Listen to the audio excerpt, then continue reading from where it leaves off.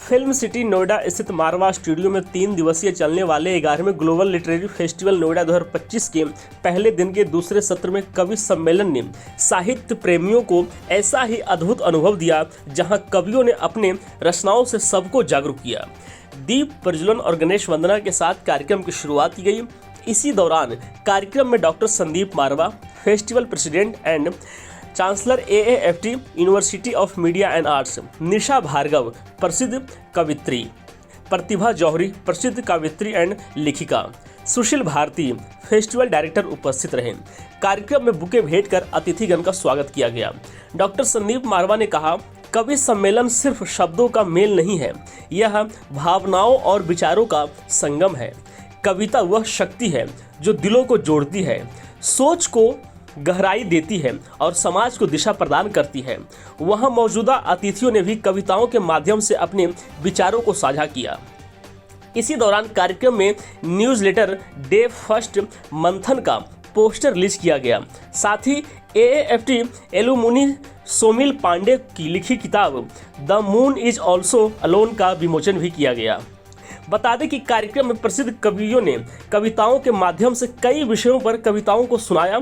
इसमें डॉक्टर अवधेश तिवारी संयोजक, डॉक्टर उषा श्रीवास्तव प्रसिद्ध कवित्री, डॉक्टर गीतिका चतुर्वेदी प्रसिद्ध कवित्री, उपेंद्र अर्पण प्रसिद्ध कवि, संकल्प जैन प्रसिद्ध कवि ने अपनी कविताओं से श्रोताओं को भाव विभोर कर दिया। कार्यक्रम के अंत में डॉक्टर संदीप मारवा ने सभी अतिथिगण को फेस्टिवल मोमेंटो और फेस्टिवल पार्टिसिपेशन सर्टिफिकेट देकर सम्मानित किया। मैम, आज का इवेंट आपको कैसा लगा? मुझे तो बहुत अच्छा लगा भाई। जब भी आती हूँ हर बार मुझे पहले से ज़्यादा अच्छा लगता है। आप लोगों की कटसी तो मुझे बहुत ही भाती है भाई। एंट्रेंस से लेके हॉल तक जाना और फिर आप सबसे मिलना, आपको प्यार की नज़रों से देखना, सब अच्छा लगता है। 11वें ग्लोबल लिटरेरी फेस्टिवल में आज कवि सम्मेलन भी किया गया है, क्या कुछ कहना चाहेंगे इसके बारे में? कितना आपकी बार ना थोड़ा डिफरेंट कर दिया था। पिछली बारों में हम सब वरिष्ठ कवि आया करते थे जिनके साथ मैं कविता पढ़ती थी, जैसे डॉक्टर रमा सिंह हुआ करती थी, अनीता वर्मा होती थी। अब की बार इन्होंने क्या किया, मेन युवा कवियों के लिए कर दिया। हम लोगों ने उन्हें संबोधित किया। हालांकि मैं हास्य व्यंग लिखती हूँ, कविता सुनाए बिना तो रह नहीं सकती, और मैंने भी अपनी कुछ कविताएं सुनाई। अच्छा चल रहा है प्रोग्राम, अच्छा है। मैम, अपना परिचय देते हुए आज आप 11वें ग्लोबल लिटरेरी फेस्टिवल में अच्छा, आई हैं, मेरा क्या कुछ कहना चाहेंगे कवि सम्मेलन के बारे में? मेरा नाम प्रतिभा जौहरी है और मैं हिंदी में उपन्यासकार और मैं एक कहानीकार हूँ। कविता भी करती हूँ, लेकिन मेरा मेन जो है मैं उपन्यासकार हूँ। बहुत सारी मेरी पुस्तकें प्रकाशित भी हो चुकी हैं और लोग पसंद करते हैं, तभी आगे लिखने की प्रेरणा मिलती है। युवाओं के लिए क्या कहना चाहेंगी मैम?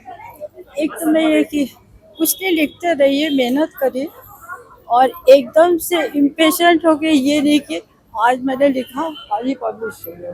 तो मेहनत इसमें बहुत है, आपको स्ट्रगल भी करना पड़ता है। मैंने भी किया है। मतलब आपकी किताब पब्लिश होती है और आप कहानी पढ़ती हैं तो कोई उसको लाइक करता है, कोई क्रिटिसाइज, उसके लिए तैयार रहना चाहिए। क्रिटिसिज्म तो होता है। तो मैं युवाओं से ये कहूँ, लिखते रहिए, कभी भी निराश मत होइए। ये नहीं कि मेरी कहानी मैं ये लिख दिया वो लिख दिया, ऐसा नहीं होता है। आप निराश मत होइए, लिखते रहिए। मैं कवि संकल्प जैन गाजियाबाद से, और मैं AAFT की पूरी टीम को, संदीप मारवा जी को बहुत आभार उनका व्यक्त करता हूँ। इतना शानदार कार्यक्रम, इतनी जानदार व्यवस्था, और क्या शानदार बच्चों ने सुना है।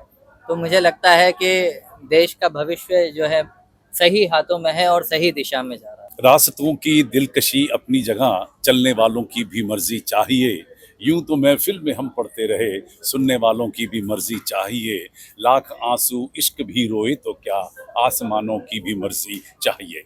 ये सेशन दूसरा हमारी कविताओं से भरा हुआ, देश के जाने पहचाने कवि इस वक्त यहाँ पर मंच पर मौजूद हैं। हर शख्स अपनी कविताओं को बड़ी खूबसूरती से पढ़ रहा है और एक एक कविता में ज़िंदगी के वो सार छुपे हुए हैं जिन्हें सीखने के लिए हम लोग कई कई किताबें भी पढ़ते हैं।